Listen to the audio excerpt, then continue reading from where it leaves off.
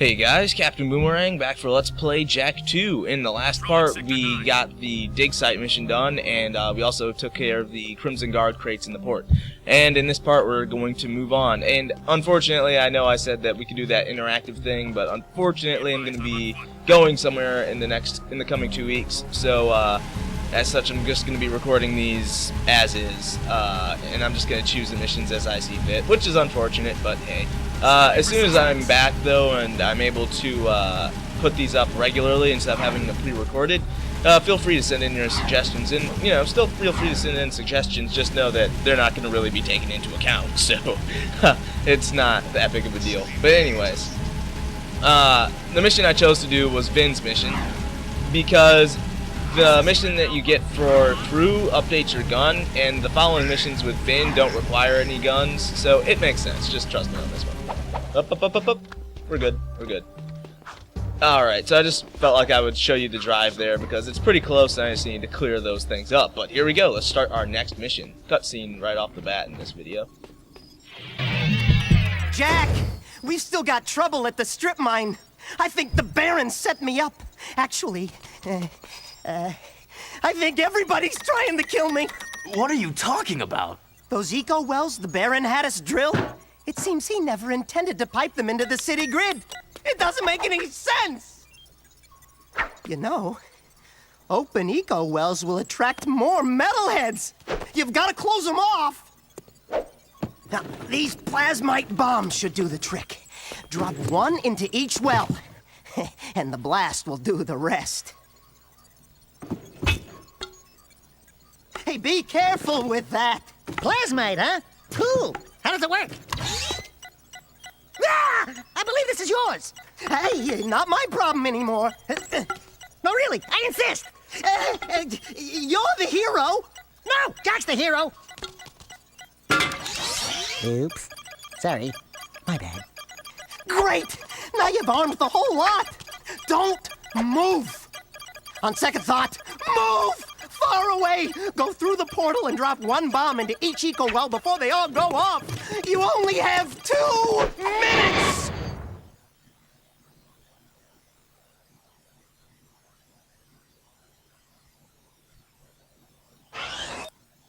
Never mind that. Alright, so let's start this mission.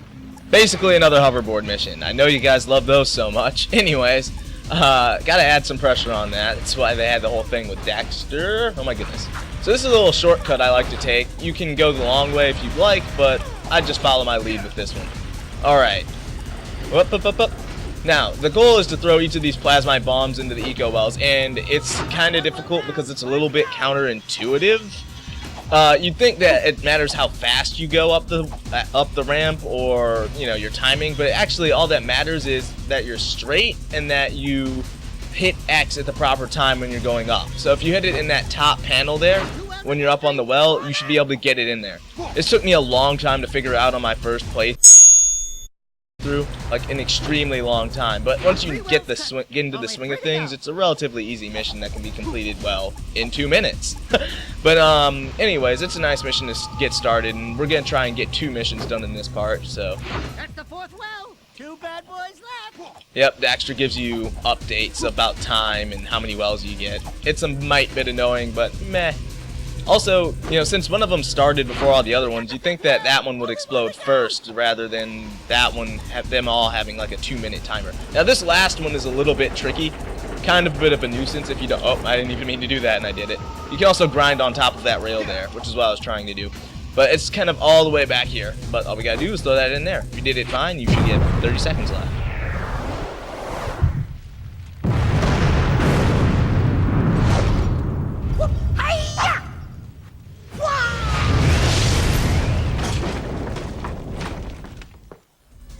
Alright, so that mission's done and out of the way. You blew up those wells. I sure don't want any more metalheads coming around here. Good work, boys. I owe you one. You do owe us one. Anyway, so yeah, that mission's relatively fast, really easy to pull off. One thing that could give you trouble is possibly the timing on the wells. Just remember that you want to hit X when you're at the peak of the ramp. That's what I was trying to do earlier. Okay, and also while we're here, we're going to have one more orb to pick up that I didn't get last time, and that should be directly behind the place where you found Vin. for the first time. So we're just gonna come down here and get our third precursor orb of the area. We can't get any of the other ones. There are 7 in total, but for now we're just gonna head back. Will this take me back? Awesome. Alright, so we're gonna jump right into another cutscene. What a brain wreck! Vin sure is scared of metalheads. And for good reason. I've seen what metalheads do when they take a city. The destruction, the killing, the devouring. The Baron's scheming will only result in this city's falling prey like all the others before it. We must replace Praxis before it's too late. I am happy to say that you and your sidekick are causing quite a stir in our fight against the Baron. You hear that, Jack? You're the sidekick. Hey, Wise and Whiskered, you, got something itching under your robes? They have ointment for that, you know. It's just my aching bones. We have word the Baron is sending one of his large tanker ships out to the drill platform to pick up a load of ill-gotten eco. Go out to the drill platform through the warp gate and knock out that ship. The Shadow will send a team from the underground to pick up the eco later. Keep up the good work. We're counting on you. Yeah, okay. I guess we'll just do that. All this eco talk is getting kind of interesting. It always kind of puzzled me why the Baron would drill those eco wells without the intention of having them being picked up, especially since he needs eco to keep up his deal with the metalheads and also to protect the city from the wall, but oh well. In those crates, there's nothing but dark eco really of no use to you. So we're just gonna hop in this thing. I think it's a turret cannon or something like that. And I really hope you enjoyed the mechanics from this when we had to destroy the eggs at the drill platform, because we're back and we have to this time take out Crimson Guards. Now, the trouble with this mission really is that the guards fly in erratic patterns that is just extremely obnoxious. Every time you hit them, they kind of bounce around and it kind of makes it harder to target them. Also, if you're playing this game for the first time, the controls can be a little bit difficult to master because it's inverted when you go up and down, but when you go left or right, it is the same, just normal. But anyways, the mission itself isn't terribly difficult. It's just point and shoot. I really don't know what happens when the bar in the center that represents like how your rate of fire and how much the gun is overheating, but it does when it gets to full. I don't have any intentions of finding that out. The green, of course, the green pips on the outside represent how much health the vehicle has. Try not to die. Now, for this first stage, you're going to obviously have to knock out 40 Crimson Guards before you can move on. Don't worry if your vehicle gets jacked up, because you can always, after this, you get a fresh new one, so you get a fresh set of health. So just focus on taking them all out, pinpoint them, you know, the usual crap. Let's see if I... Oh, okay. And when they spin out like that, I can't tell if they're actually dead or if they're not. It's just kind of a hassle. But this first part shouldn't be terribly difficult. Just try not to lose track of any of the Crimson Guards. It's especially a pain when they go under the railing, because then you can't really reach them with your gun. Alright, doing a great job. But yeah, this mission's kind of just a point and shoot. But on to the eco and what we're doing in this mission, which is the really kind of interesting part. If you remember, what the nuts? What we're trying to do is stop the Baron from getting eco, which is good or bad depending on how you read it. I mean, I see you guys up there. Because if you remember that the Baron needs eco to keep the shield walls up, which is what Vin does basically for his job the whole time.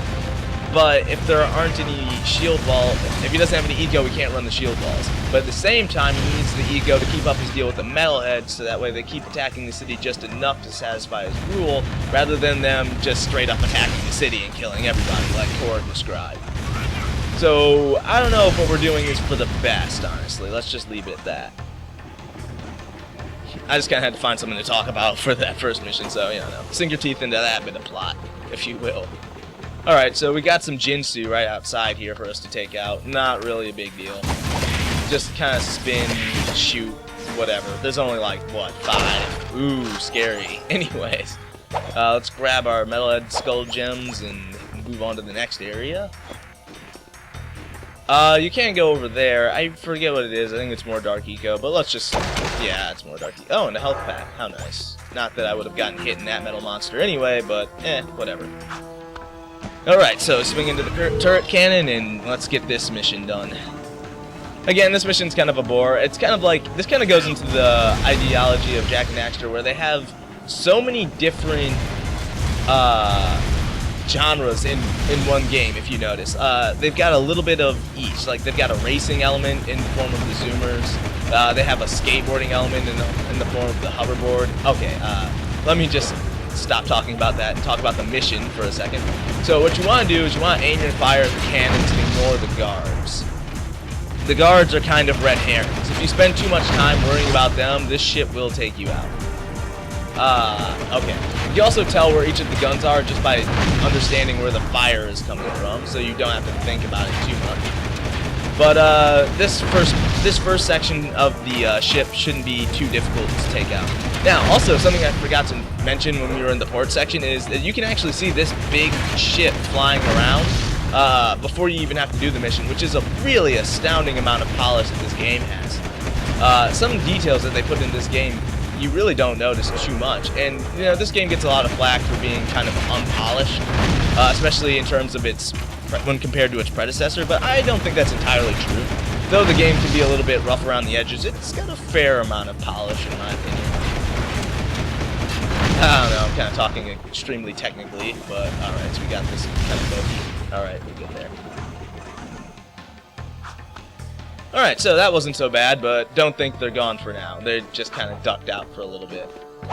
Alright, pointless scattergun ammo that you don't really need, because has anyone ever really run out of scattergun ammo? I don't think so. Anyway, let's go up here, and now we got the final stage, which should be the hardest, but I really don't have too much trouble with it. Now, right off the bat, you're going to have two got smartasses coming up from behind you here. Jeez. Just take them out really fast so they don't bother you when you're doing all the real work. And you're going to notice the ship's back, and it's going to start shooting at you again. Same drill as before, watch where the fire's coming from and knock out the ship. Nothing really there. But again, as I was saying, the game has a lot of aspects of different elements of gameplay. And that's kind of one reason why I like Jak and Daxter, but at the same time it can be seen as a disadvantage because it kind of does a half-butt version of each type of gameplay. But, you know, it's a hit or a miss. I really do enjoy what they did with the hoverboard. I feel like it was a different it's a nice change in pace from typical skateboarding mechanics, but I don't know. I've only played Tony Hawk's Pro Skater so many times on the GameCube, so I don't know how good a judge I am in those types of games, but it's really a matter of interpretation as to whether you like it or not. This mode of play in particular, which is kind of like more of a first-person shooter, kind of arcade feeling, honestly, I don't particularly care for. I kind of more enjoy the platforming and shooting segments, but I don't know. That's just me. But I've never had too much issue with these missions in particular, so let's not worry about it. Crap, I missed it. Alright. So again, don't worry about the Crimson Guards. They're really just there to distract you, and their shots miss so often that they're not going to really put much of a dent into your little operation there. And we've stopped moving, I actually realized that. Or are we still moving? I can't really tell. This will go in an infinite loop until you've destroyed the ship. So. Is that guy still shooting at me? Excellent. Is he for real? You are proving to be quite an asset. Without Eco, the Baron will soon topple, and the city's future will be in our hands. I really need to turn up the volume on my television because I can't. Anything on the communicator just goes right past me. But there we are at about 15 minutes already, and I've talked my way through this entire part, and it's been kind of, you know, just the standard part where I go through the missions and all that.